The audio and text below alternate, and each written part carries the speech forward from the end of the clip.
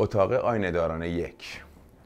آینه داران به خاطر اینکه این اتاق پر از آینه کاری، نگارگری و نقاشی پشت آینه است.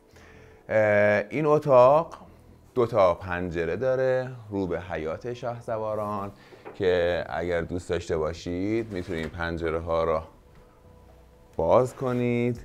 قبلش اینا بگم این اتاق عایق صوت و حرارت داره به خاطر اینکه در مجاورت حیات هست. اگر این پنجره ها بسته باشه مهمان یه خواب راحت و یه آرامش کامل داره و اگر دوست داشته باشه پنجره های ما رو باز بکنه میتونه به همین راحتی در را باز کنه.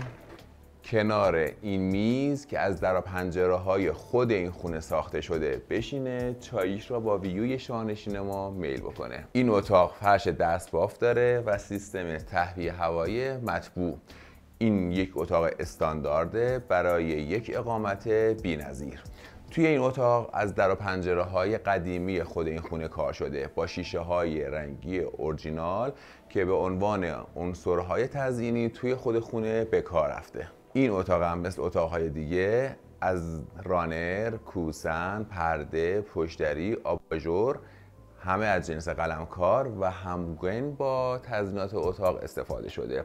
مینیبار اتاق اینجاست، چایساز و حله های دست، پا، تن، بالش همه توی این کمدها تعبیه شده.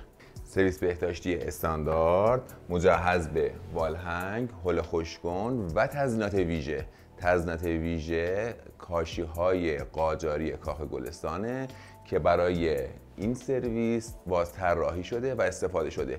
فضای تر و خشک با شیشه سکوت از همدیگه جدا شده و تمام الزامات بهداشتی برای مهمانان از جمله شامپوی بدن، نرم کننده، مسواک، خمیر دندون، صابون، مایع دستشویی و همه ملزومات بهداشتی برای رفاه مهمانان عزیزمون اینجا پیش بینی شده.